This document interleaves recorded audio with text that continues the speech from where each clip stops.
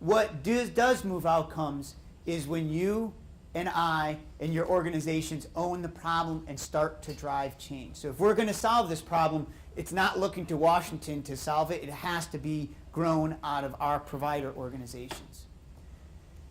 But there's some narratives that are holding us back. And when I say narratives, I want you to think about the power of stories as the most potent force for change in the world. Stories are potent because they define how we act.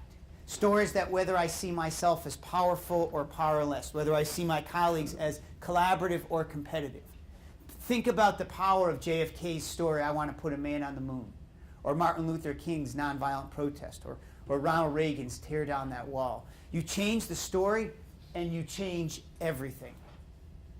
Healthcare has some really dysfunctional narratives that are holding us back from making great progress. Narratives that will explore how we might tell a news story. Perfect.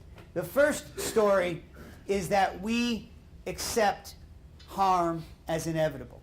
We say zero harm, but I can guarantee you in almost any field that you look at, when things go bump in the night, it doesn't generate the moral outrage that it would if you really, really believed harm is inevitable. And I've seen this constantly with my colleagues. I would go to our colorectal surgeons who used to accept 30% SSI rates as because you operate on the colon until we change that. Or my urologist who just some big urology operations, just 30% complications rate. Or readmission rates because our mindset didn't say that no, these shouldn't happen. We'll explore how we do that deeper. Second, and I think this is the future of quality, is we still view quality as a project rather than a discipline management system.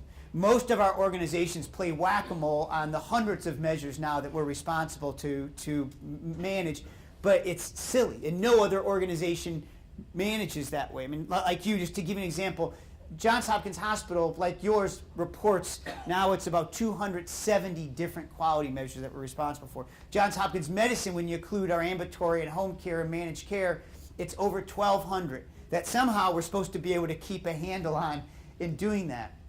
And the scary thing is when we ask our clinicians, what are you most worried about? Few, if any, of what they say are on those 1,200 measures. So we have to think about this in a different way. The third, and this again will be transformative, is we still view quality and safety as based on the heroism of our clinicians rather than the design of safe systems. And if you want any example of that, just look at the crazy amount of money we invested in the EMR. We need to do it, but the empiric evidence that productivity is better, safety better, patient experience better is non-existent in the country, and because they were designed silly. We'll talk through some things that we're looking at to get, and that biggest thing is labor productivity that we'll be seeing. So let's unpack these through narratives and see what do we know what it takes to tell a new narrative. Well, the first narrative began in my world in 2001 on a snowy night in a darkened corner of our PICU when this little girl, Josie King, was taken off of life support and died in her mother's arms. She had been burned, but a catheter infection sacrificed her, and at the cost of doing business. And we accepted that. We all accepted that. Well, her mother, Sorella, a pretty powerful woman, came up to me after she died and said, Peter, could you tell me that this won't happen to any of my other daughters? I said, I can't. Our infection rates are sky high. We haven't looked like we've gone down. We don't have any good science that we're doing at it. And she said, well, Peter, I want you to promise me that they will get better. So we started a journey to say, how do we bring science to do this? And we did some, at the time, radical things. We first declared a goal of zero infections. My ICU colleagues, and Stu, you may remember some of this, thought we were crazy. They, what do you mean you're going to be zero? We're not going to be zero. We're going to be the average because we're Johns Hopkins and we're great, but we care for sick people. No, we will be zero.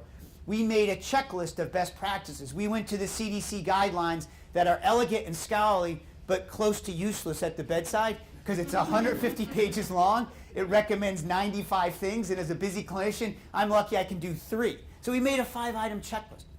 We made it easy to use the checklist because the supplies weren't stocked. So we made it, supported the clinicians by making sure the administrators had all the equipment that docs needed. We encouraged nurses to work with doctors to make sure that patients used the checklist and created a culture where anybody could stop a process if you didn't comply with the checklist. Because this wasn't about ego or power, it was about zero harm. And we fed data back to the system to use it, and we created accountability systems. Well, this program you may have read about, not just worked at Hopkins and Maryland, was spread state by state, and today these infections are down 80% across the country. As Dr. Marks said, this was a public health problem the size of breast or prostate cancer. Think about it for a second. And it's one of scores of safety things we work on that are all about the size of breast or prostate cancer individually that has now been licked. So we got curious and said, what happened with this that is different and that we could learn about it? Because there's been a lot of other quality products, but none of them have scaled to this impact. So we borrowed a tool from the nuclear industry called peer-to-peer review, where one hospital goes in or one nuclear facility goes visits another. And we went into about 200 hospitals, half that were zero and half that weren't zero, and said, what's different between the two? Because my gut was, checklists are good, but they're not Harry Potter's wand. It's not magically hand out a checklist and everything's better, because if that was the case, we would all be thin and fit and have great retirement accounts. Something deeper was going on. So we went in, and what we found was there were 4 explicit things that if a hospital did, they were zero, and if they missed any one of them, they weren't. And these things, what was magical about them, weren't just at the bedside like most quality improvement think it's just your PDSA. Many of these were management level issues that had to be in place. The first thing they had to do was the leaders had to declare and communicate a goal of zero harm. When we walked in and interviewed the CEO and said, hey, what's your goal for infections? And they said, you know, Peter, I think we're doing okay in that. My CMO's got that, or my ICU director's got that, or my infection prevention's got that. Guaranteed they weren't zero. None of them were. The ones that were zero were the CEOs that said, my goal is zero. I communicate it to all of our staff. I message it at orientation, and we've been 355 days without an infection. They focused on it. Not surprising they were zero. Second thing they did was they created a coordinating team that supported what we called an enabling infrastructure. What do we mean by that? Well, Management 101 says to drive an improvement project, you need 4 key things. You need a project management support. Most of us as clinicians on the front line are starved for that. You need someone to collect and feedback data. You need training, and you need project management. I mean, you need improvement science or lean or whatever you want, someone to look at your processes and organize them. Right? This isn't rocket science, but in most organizations, those 4 chunks of work exist, but they're in their own silos. They're all going in their own direction. They're not aligned towards zero harm, working together. The zero ones supported frontline clinicians and pulled those together. Third thing they did was they engaged frontline clinicians and connected them into peer learning communities, so that one hospital learned from another, or in a system, one doc learned from another doc, or a nurse from another nurse. And finally, this wasn't all just Pollyannish. They transparently reported, and there was accountability. If you weren't zero, somebody asked why, and you went to look into it. That model is the model we use now for all of our efforts. It's just good management. Shockingly, when we started looking at this, this is the rare exception for quality improvement projects in America right now. It's highly unusual to have these things.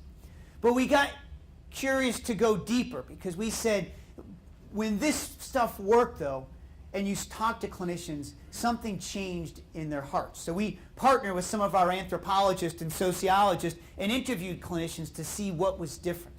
And when you spoke with them, it became really clear that you can see in their eyes what they believed in their hearts. They all started telling a new story.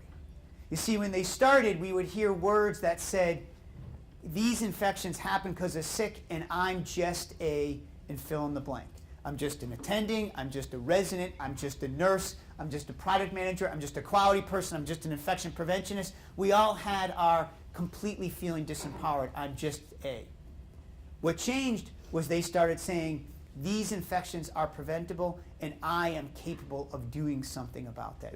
We'll dig into that because we wanted to see, well, what leads to that new narratives? Because if you can tap into that, you could move mountains. Those of you who are interested, I have a TEDx talk. You can look up on that exact thing. But the short line is 2 things lead us to tell new narratives in everything we do. Somebody believes in you so that you can do it, so that we believe in ourselves. And those of you who are clinicians like myself, it gets pretty drudgery often at times in the front lines. You're overworked, you don't have the resources. And for some leaders to say, no, we believe you can get to zero harm, it's really motivating to help guide you.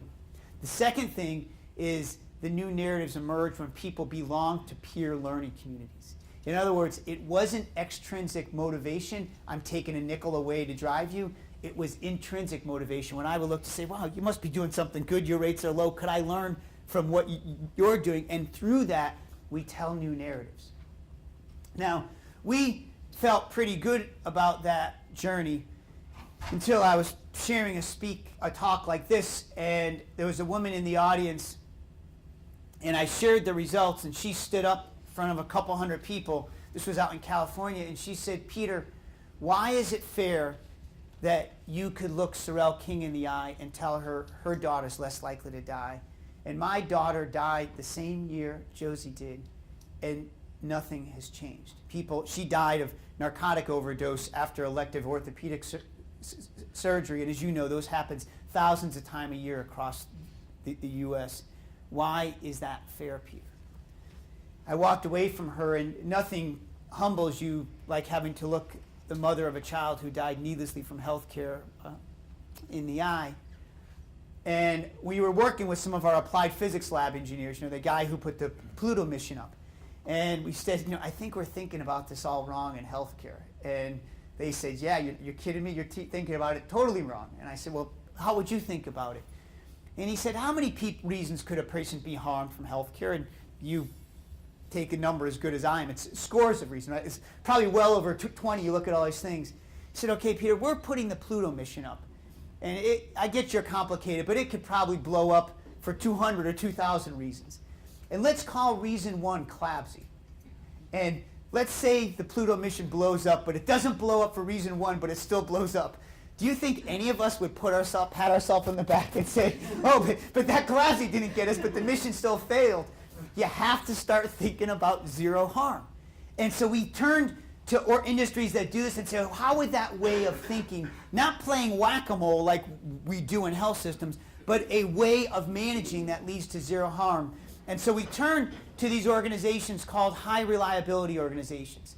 These are industries like an aircraft carrier, like the nuclear industry, like inland firefighting, that work in really, really hazardous and dynamic situations and yet somehow maintain a remarkable degree of safety. The Joint Commission's been pushing on this. My sense is, like so many things in healthcare, their understanding, unfortunately, I think is fairly superficial. Because when you look at what these organizations do, they operate by balancing 2 logics and by having 2 cultures. Let's take the logics first. In all these high reliability organizations, they always look to anticipate mistakes so they can make standard work and prevent them from occurring. And healthcare is pretty understandardized. If our NPs, for example, complain that they have been, when learning how to do a central line, they could work with 8 different residents or fellows, and they get 8 different instructions, and everyone believes their one way is the right way to do something because we haven't standardized the work. So we have to work through the logic of anticipation and standardizing. But they also recognize that you could only standardize what you're able to anticipate. And much of what we deal in healthcare is new. We've never happened before. These unique situations we have to recover. And again, those of you who are clinical, that's what I do every day in the ICU. But they don't just allow it to happen haphazardly. They build resiliency and collaborative teams that could come together, flatten hierarchies, and address these complications to resolve them. And there's some evidence in the surgical literature that you may be aware of that in healthcare it looks like resiliency may actually be more important than preventing a complication. In other words, our ability to recover from things seems to really drive patient outcomes than standardizing. So 2 logics, keep them in mind. The way I message this, and I apologize if it's a little too cheeky, but the way I see it is what that means is that we need to dampen down mindless variation. Mindless variation is variation because of my power or my prestige, or it's simply because I want to. And most of the variation in healthcare is that. But we need to augment mindful variation. Mindful variation is I have a hunch that this situation's different, this patient's different, and I need to do something to tweak the protocol. Mindful variation, though, imparts an obligation to learn. And that almost never happens right now in healthcare. And we need to balance both of those. The second thing they do is they have these profound cultures with 2 key attributes. The first is a respect for every person in the organization for the job they do. I'll give an example of what that looks like in a second. And the second is a hunger to learn and improve, where every member of that organization comes to work every day thinking they have 2 jobs. The job they were hired to do and the job to add more value to their patient or their organization. And they're constantly looking for this curiosity ways to move. The respectful piece I learned in a pretty profound way. As part of the learning journey, I visited an aircraft carrier and was speaking with the admiral. And truth be told, I was whining a bit about how hard it is to do this when you have residents who change every month. And he said, stop your whining and start leading. Let me tell you what my world is like. We're out in the middle of the ocean on a ship the size of a football field. It's pitching 30 degrees and 60-foot waves. We land a plane with enough bombs to blow us all up every 3 seconds. And your residents changing every month? Get over it. We change our entire crew every 6 weeks or 6 months. We have an average education of high school, but what we do is we lead and manage. Standing next to him was the guy sweeping the deck. And as you may know, on the status hierarchy, that's a pretty low job. It's probably equivalent to our EVS workers. On the safety hierarchy, it's as high as every one of us, because if there's a hammer on that deck, if there's debris, plane comes down, it crashes, and they all get injured. I asked that gentleman what job he does, the guy sweeping the deck, what job he does. Any guesses what he said? He stopped what he was doing, stood up tall and proud, looked me in the eye and said, "Sir, I help planes take off and land safely to serve the mission of the United States." I left that, went back to Johns Hopkins Hospital, walked into the ICU, and asked the EVS worker, "What job do you do?" And what do you think they said? "I clean the rooms." Right? And that's the fundamental difference in our culture, because I don't think we're that unique. We've put doctors a lot of attention, nurses, but you ask most PTs, nutrition, frankly, now it probably feels most doctors are nurses also. You're not going to get that kind of engagement because we don't have that kind of culture, but that's the pieces that it takes. So we set out to go begin to think about this. Now, the way these high reliability organizations put those practices and those logics into place is something that's called an operating management system, and I won't bore you with it, but what it simply means is they don't see quality as the quality department or something off here, that their entire organization is aligned towards zero harm, meaning their governance, their management, their leadership, their training, their IT, all are integrated, no lines, no silos, to zero harm. I'll share with you an example of what that means practically in our organization.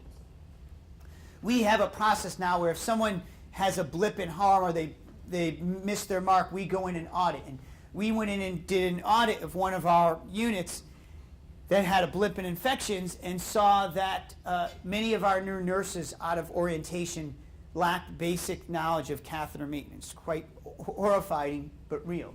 And many of our residents lacked basic knowledge of catheter insertion. So we dug into it and said, how could this be possible at our hospital? Well, the way it was possible is we used to have 8 hours of infection prevention training and orientation but when we put Epic in, it got cut to 15 minutes because Epic sucked all the lifeblood out of everything. From that individual perspective, that manager probably made sense. Her job was to manage this Epic training, and I had to do it. From an HRO perspective, it's crazy, right? I mean, you would never think of doing that, but in the past, my hand would have been slapped if I went into that because this is my turf. You keep your paws off it. I'm responsible for this work. In this new operating management system, we would have said, okay, we agree, not acceptable. Could we agree on here are the top 8 reasons patients are harmed in the hospital? You need to make sure that before you deploy staff, they're competent to prevent these harms. Well, I'll help work with you to develop training programs, and I get the Epic and training budget, but it's not acceptable to put people out. And same thing with our residency program directors. This wasn't a nurse thing. But that degree of alignment around harm would have never existed, and I would have literally got my hand slapped to say, this is my turf, you keep off of it. So how do they then think about the management structures for being high reliability? Because you see, if safety as a project is all around process, go do your PDSAs until you're dizzy, safety and quality as high reliability is about structures and culture. Structures and culture. The structures that we went to create, we use this metaphor of fractal, think of a fern or a tree, to make sure we have a culture that builds trust. Why do we say that? Because fundamentally, in driving change, there's probably one of the most important takeaways for you is this idea that change progresses at the speed of trust. And trust grows when you do things with rather than to people. With rather than to. Doesn't mean you don't move, but too often we as leaders describe how to do something without respecting the wisdom of the clinicians, as opposed to saying why and what we're doing and co-create the how, or more importantly, delegate the how. So we started on this journey at Johns Hopkins Medicine to create a quality structure that was as rigorous as our financial structure. And we use this fractal metaphor. What does it mean quite simply? Well, fractals operate by simple mathematical models, and without boring you, what they are is they are identically shaped but varying size structures. We believe there needs to be a quality infrastructure at every level, from the health system level down to the individual unit level where we have teams working. And the rule that we said is that every higher level needs to create a table where every lower level has a voice to co-create, to support peer learning, and to create vertical connections for accountability. So this idea of horizontal for learning, vertical for accountability. It took us 3 years to map this out now at a JHM level, where we have a board committee meeting where all of our hospital presidents, all of our ambulatory president, our home care, our international, and our managed care are presenting their quality data. They can't delegate it, never existed before. The hospitals then repeat that within departments, where department directors, not the quality department, presents their quality dashboard. Departments then scale that down to divisions, divisions down ultimately to the units. In our ambulatory, when we started this, just to give an example of how dysfunctional we were, we have about 70 primary care sites or ambulatory sites. There was no form which they talk to each other. When we presented this, they appropriately said, well, 70 sites is too big to have all 70 people at a table. Said, you're spot on, add another branch to the tree though. Right, so organize into regions, or however you organize into university versus community, however you want to do it, you need to have a table where we have to create a structure for learning and for accountability through the organization. We had 10 ambulatory surgery centers that never met. No dashboards, they were doing their own thing. Now they all have a common dashboard. And in every one of these, we sought to drive this, what we call shared accountability. It's a really key concept to name who's the point leader from board all the way to bedside. Now, I mentioned this shared accountability, and it's really, really key. You see, too often accountability in healthcare is the kind of accountability that you read about in Arizona in the VA, where you starve a group for resources, you put really big penalties, and then you shame them, and you wonder why you get dysfunctional behavior. Right? It's human. You're going to create those incentives. Or in my case, where we had one of our surgeons who had a high SSI rate. This was prior to our work, received no support, but was shamed in front of the board to come in and explain, and we thought that was accountability. We're going to bring this person up. And he pulled me aside and said, Peter, I'm a neurosurgeon. I don't want these infections, but that's not what I do. Help me. Don't embarrass me. And so this shared accountability is a really simple concept. It says any higher level leader could only hold a lower level leader accountable if they first hold themselves accountable to set that team up to be maximally successful. That is, that lower level leader has to know the goals, the roles, they have to have the skills and the resources, and they have to get feedback of data. And if all that is yes, then we could go on. But as you all know, most often that is no, and then there's a conversation of we can't afford it, it's not important, the measures aren't bad, but we align people to say, yes, we're going to build this chain of shared accountability because every node has to work just like the guy sweeping the deck.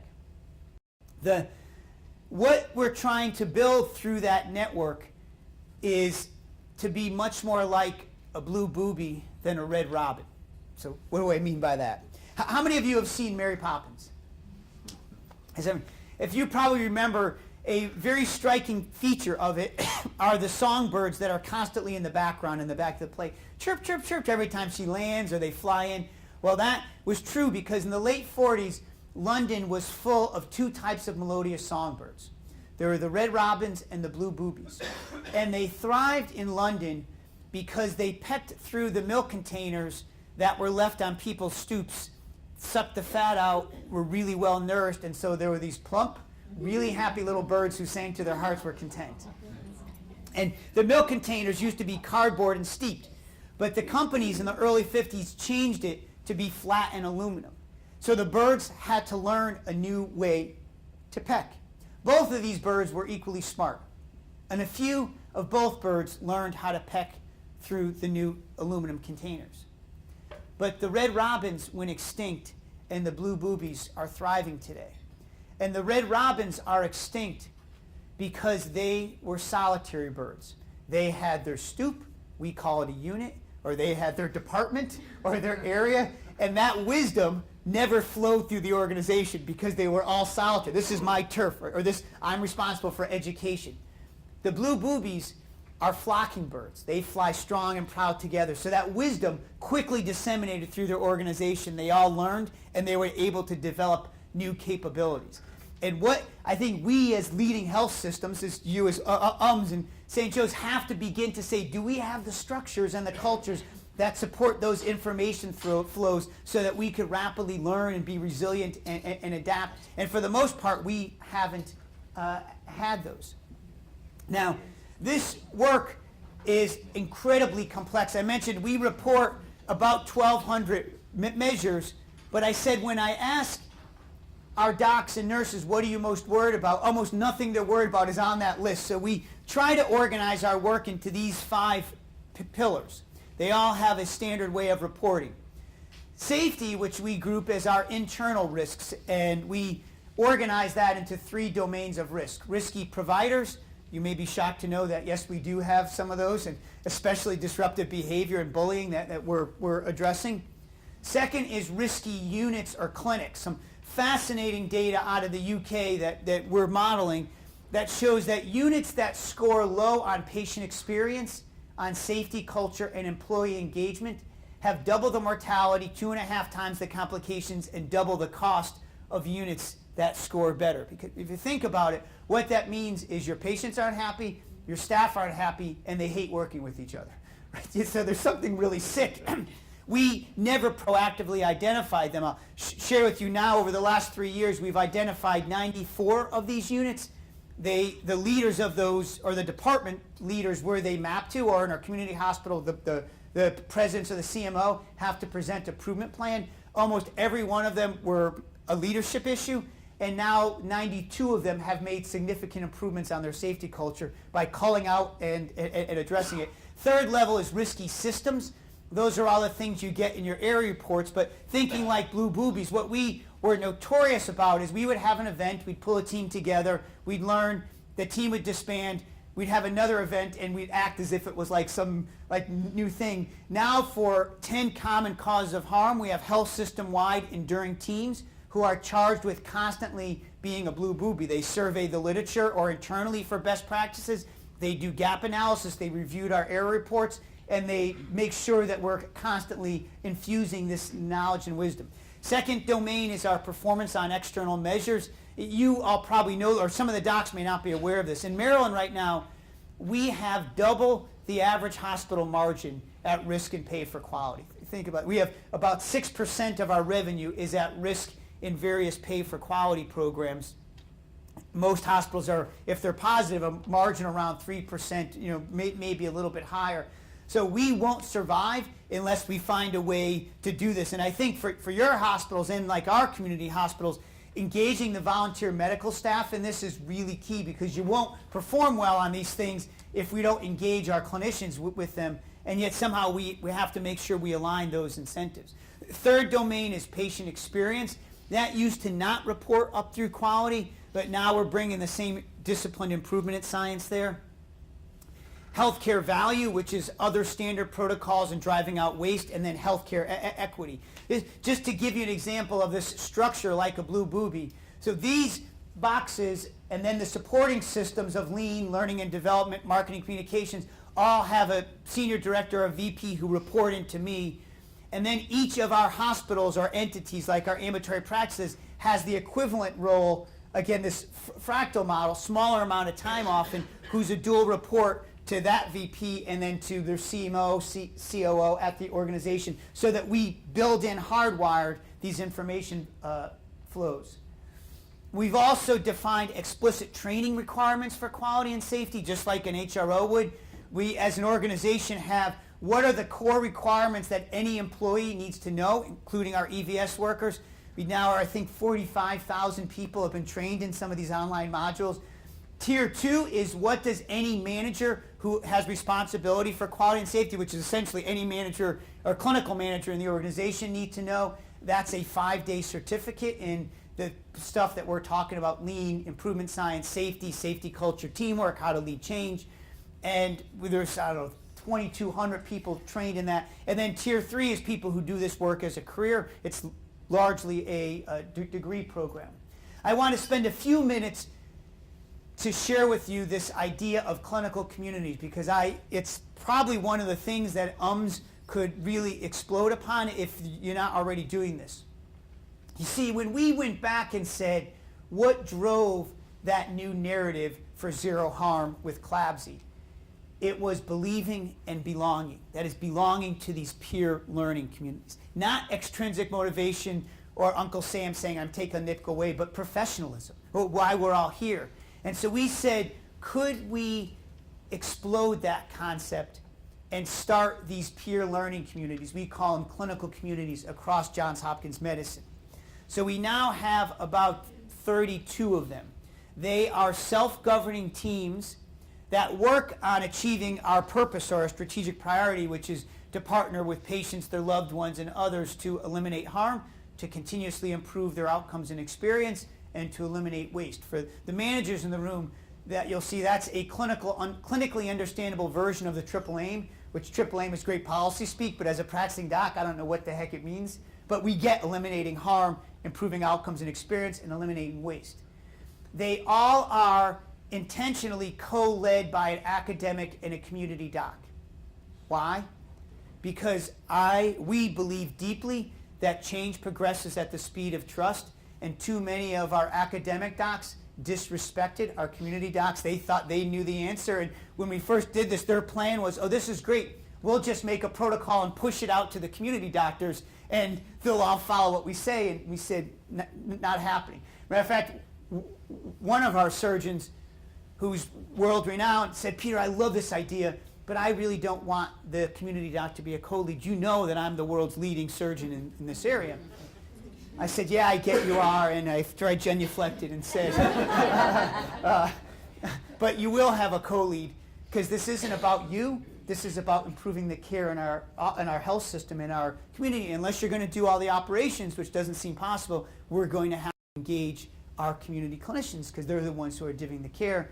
So you either agree to have a community co-lead, or I will just have to sacrifice and get the world's second best surgeon to co-lead this. Right? But this cultural piece is really key, because there was a huge culture of respect, and every one of them, not debatable, they're all are co-led by equal clinicians.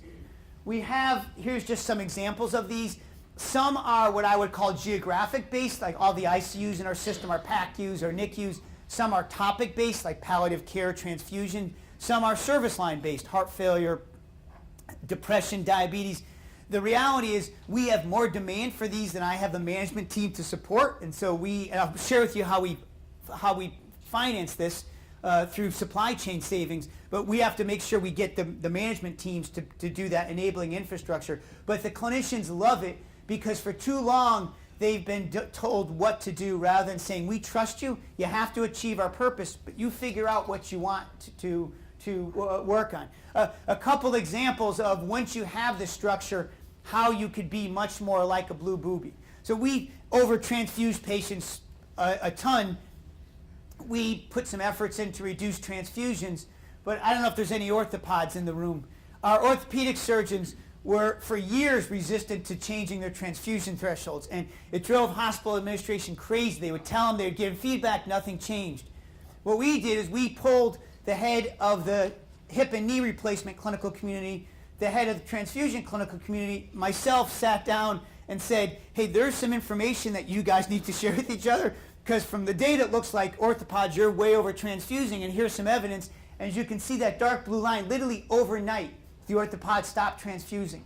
Not because they were whipped or forced to, but because we created this new narrative through these learning communities. Our orthopedic surgeons and our spine surgeries both do spine surgeries, and they never talked. I mean, literally, they had different protocols. There was no peer learning. I suspect it's the same thing here. So we formed one community where they're together. We work to make a pathway, and now they compete of who's going to have in a healthy way, about whether ortho or neuro is going to have the shortest length of stay. I mentioned, how do we finance this? Because there is that management structure. We help them with data, with project management, with training where needed, and with lean or implementation science, is largely through supply chain savings. As you know, one of the huge wastes in healthcare are supply costs. When you look within one hospital, for example, one surgeon may pay 4x for the same piece within the same month, because the way we pay for these was absolutely crazy, and the markups that we have, and the huge number of supplies. Our finance people were leading a supply chain effort, which was good. But when you look at where the savings are in supply chain, about 15% are negotiating better prices. 85% are what the clinicians use. And our clinicians didn't want to hear from the CFO about what I should be using for supplies, understandably.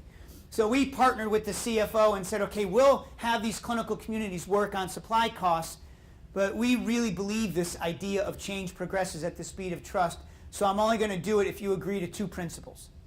Number one principle is physician choice will be maintained, but it's maintained fully aware of what's on the table. In other words, I will not go into an orthopod and say, you got to use this joint. I trust they know what's best, but I will show, do you realize you paid this much more, or if you narrow this, here's the potential savings. And second, they get a piece of the savings, not in their pockets, because it's stark, but in registries and analytics and things that we should be supporting, so they could demonstrate that they have better quality, so that they could also use it in the marketplace to say, hey, refer to us because we're driving this. And that has been a large way of how we funded this. Another example of being like a blue booby. You probably, like us, have done the ERAS for reducing SSI. We started all of our general surgeons. Peter, what are you talking about? You operate on the colon, you're going to get infection. No, let's focus. No, we're going to aim to eliminate these. Our updated data, it's now like 1.5%. But what we found was that our gyn-onc surgeons also did colorectal surgery and never talked to the general surgeons. This information wasn't shared. They had different protocols, so we got them together, and now they're not quite as low as the general surgeons, but they're beginning to get that.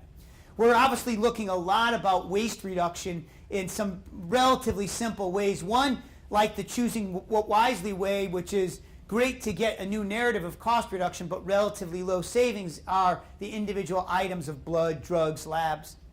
Second level is service line. So within your hospitalized patients, are we driving down cost? And obviously the most impactful is across time and care location. So thinking much more like an insurer, driving down per member per month cost.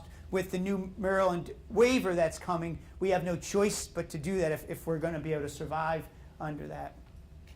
The third narrative is this design of safe systems, and we don't have time to go into this, but I'll just give you two examples of where the potential for this is going, and I think it'll be the future of healthcare.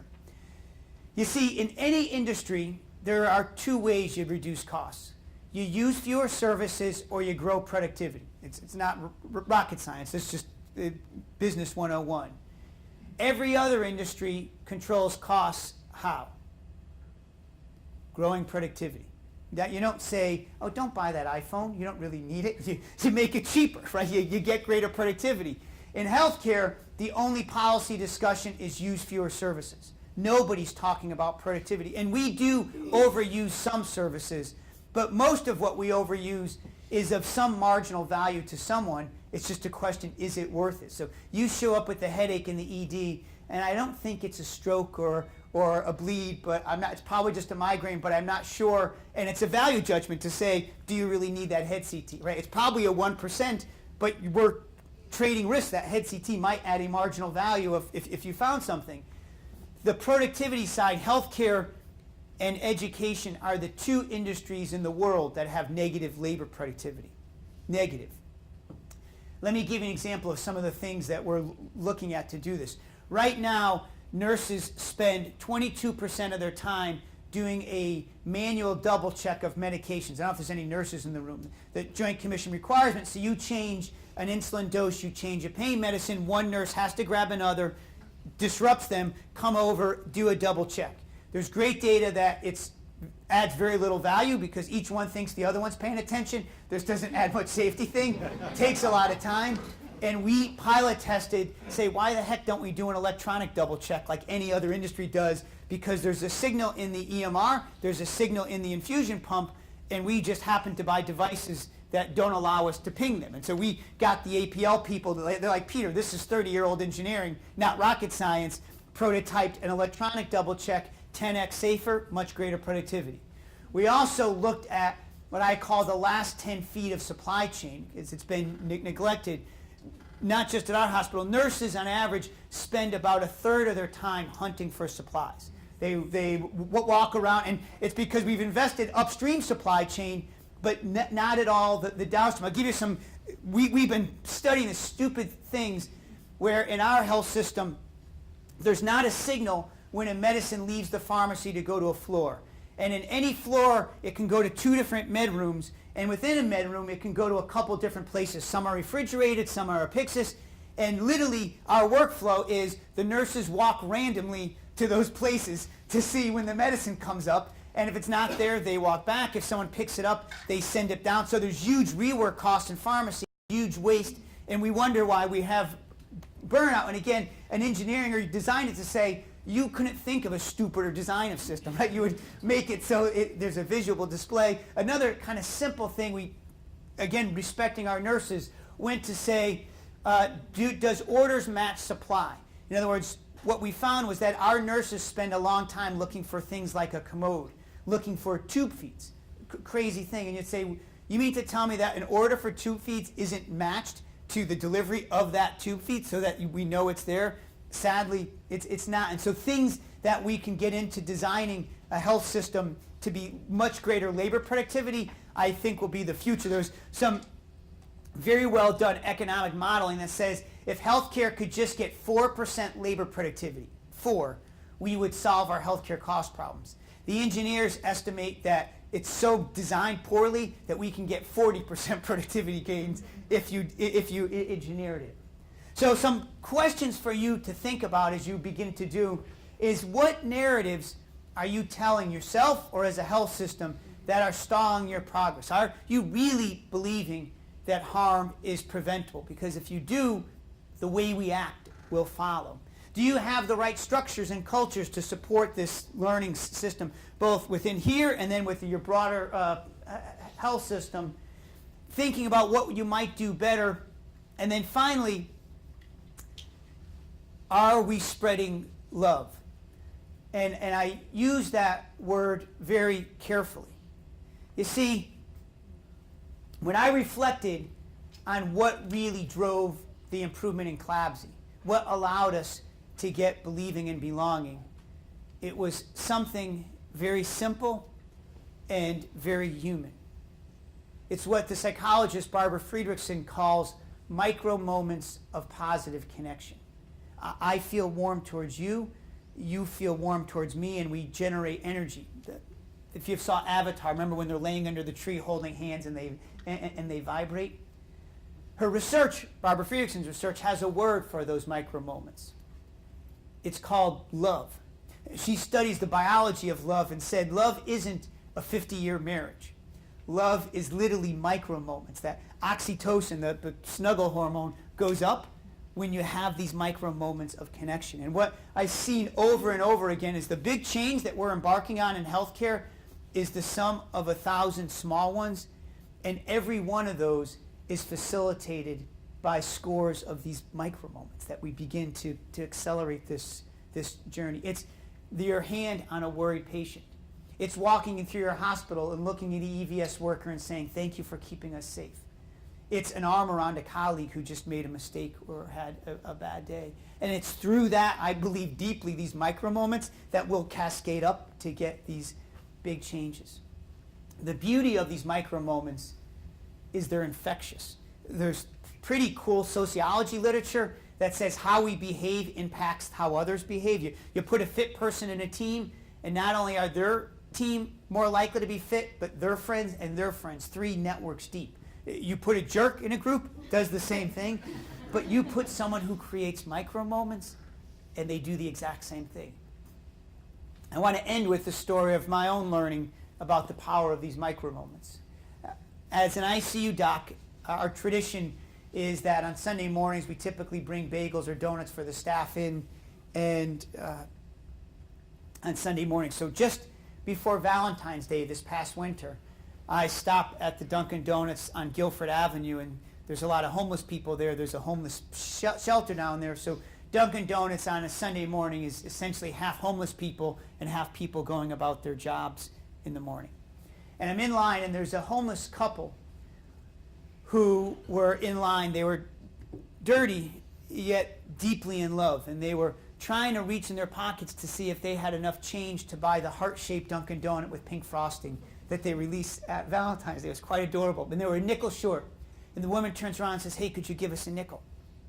And feeling guilty that I was buying donuts for people who clearly don't need them, I said, I'm getting an order for breakfast. Just order what you want and tell them to put it on my tab. And so they went and ordered, and the cashier must have thought they were going to get stiffed for the money. They didn't have it. Said, you can't order breakfast like that. You don't have any money.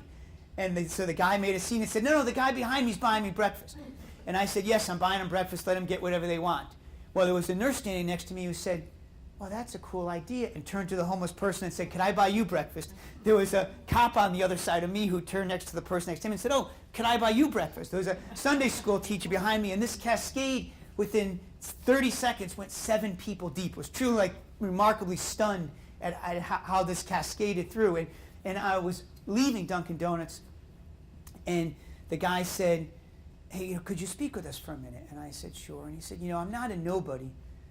I just made some bad decisions in my life, but we're trying to get our act together. And I said, I believe you're not a nobody, and I believe so much, do me a favor. When you get your act together, buy somebody else breakfast. So just in June, Sunday morning, back in the ICU stop in Dunkin' Donuts, the cashier says, hey, doc, some guy left a note for you. And written in a little crinkled piece of paper, I bought somebody breakfast. So my plea to you is, this sounds like it's a whole complex thing and there's a lot going on, but fundamentally it's a really, really human thing. And so I encourage you to complete your I will statement and begin to go create some of these micro moments within your health system. So thank you, and I'm happy for questions.